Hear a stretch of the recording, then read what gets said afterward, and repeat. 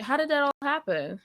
Well, starting with Mike, I had the privilege of meeting Mike back in the MySpace days. Ooh, okay. And so that I actually use as a platform to meet other artists.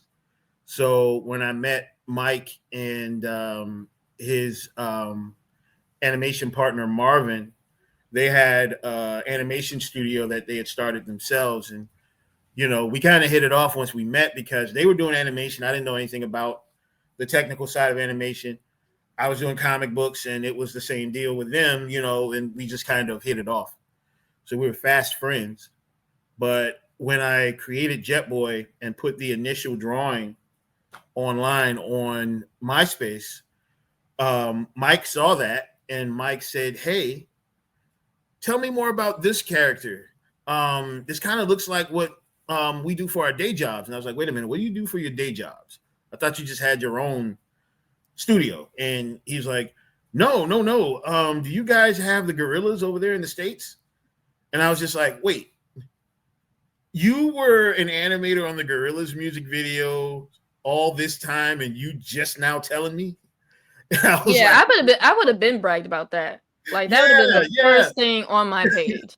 Our friendship was about 3 months deep before he told me that that's what he did.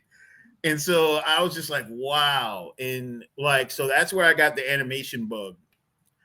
And everything I learned about animation, I actually learned from him. So when I was doing the next Jet Boy animation, which is the one we're working on now, Mark suggested that we pitch it to Phil Moore, who he's close personal friends with over at Nickelodeon. And for those who don't remember Phil Moore, he used to host Nick Arcade back in the day. Yeah, so Phil has some ties over there. Mark had the idea of doing something that we can pitch to Phil. So when he talked to Phil, Phil liked what he saw, but he was like, "I want to polish 10 minutes." And that's what we're working on now. So we're putting that together to show off to Phil, and fingers crossed, everything goes well with that. So that's pretty much the history of it and what led us to this point now.